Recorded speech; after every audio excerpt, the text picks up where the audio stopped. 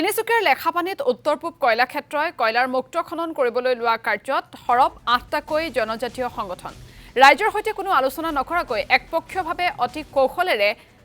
খালিকিত কয়লাৰ মুক্ত খননৰ বাবে চলাইছে পূৰ্ণ প্ৰস্তুতি ৰাজ্যৰ অজ্ঞাতে তিৰাপ কলিয়ৰী গাঁও পঞ্চায়তৰ গাঁও সভাৰ জৰিয়তে আপত্তিবিহীন প্ৰমাণপত্ৰ লৈ কয়লা খনন কৰিবলৈ লোৱা কাৰ্যক তীব্ৰ গৰিহণা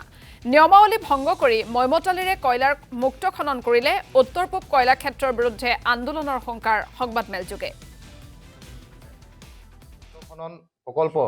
বহুত সোনকালে ইয়াত হ'বলৈ গৈ আছে কিন্তু অতি তাৎপৰ্যৰ বিষয় যে এই তিৰাপ মুক্ত খনন প্ৰকল্প যেতিয়া আৰম্ভ হ'ব তেতিয়া এখন গাঁও সভা এটা অনুষ্ঠিত কৰা হয় কিন্তু কিয়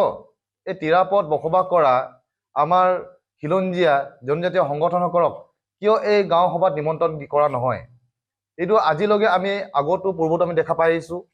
আৰু বহুতবাৰ সেই বস্তু আমি দেখি আহিছোঁ কল ইণ্ডিয়া আমাৰ নেগলেঞ্চি আমি বাৰ বাৰ দেখি আহিছোঁ কিন্তু এইবাৰো এই তিৰাপ মুক্ত খনন প্ৰকল্প এটা ডাঙৰ প্ৰজেক্ট বহুত ডাঙৰ প্ৰজেক্ট ইমান এটা ডাঙৰ প্ৰজেক্ট হাজাৰ হাজাৰ কোটি টকীয়া এটা প্ৰজেক্ট হ'বলৈ গৈ আছে কিন্তু আজিলৈকে ইয়াত ভূমিপুত্ৰ যি দল সংগঠনবোৰ আছে খিলঞ্জীয়া জনজাতীয় সংগঠনবোৰক আজিলৈকে এই গাঁও সভাত কেতিয়াও মতা নাযায় কাৰণ কিহৰ কাৰণে এই আমাৰ কল ইণ্ডিয়াৰ ওপৰত বহুত ডাঙৰ প্ৰশ্ন আমাৰ কুৱেশ্যন এটা আছে আৰু বিশেষকৈ আমি দেখা পাইছোঁ যে আজি এই তিৰাপ মুক্ত খনন যি হ'ব গৈছে প্ৰকল্পটি ইয়াত বিশেষকৈ ইয়াত আমাৰ টাংচা আমাৰ চেমা আমাৰ এই চালিকি গাঁওখন আপোনালোকে দেখি পাইছে আজি এই চালিকি গাঁওখনতে আমি উপস্থিত হৈ আছোঁ তো তেনেকৈ আমাৰ বিশেষকৈ বহুতো আমাৰ জনজাতি গাঁওসমূহ আমি এফেক্ট হ'ব বুলি আমি অনুভৱ কৰোঁ আৰু এই তিৰাপ মুক্ত খননৰ প্ৰকল্পত আমাক আমি যিমানখিনি গম পাওঁ যে এই বিশেষকৈ যদি আমি চালকি গাঁওখনত আছোঁ তো এই গাঁও প্ৰধান ডাঙৰীয়াকো এই আপোনাৰ গাঁও সভাত উপস্থিত নাই তো এনেধৰণৰ কিহৰ কাৰণে কেনেকৈ এখেতসকলে এক ডাঙৰ এটা প্ৰকল্প কাম হাতত কৰিবলৈ গৈ আছে এই ডাঙৰ বিষয় হৈছে আৰু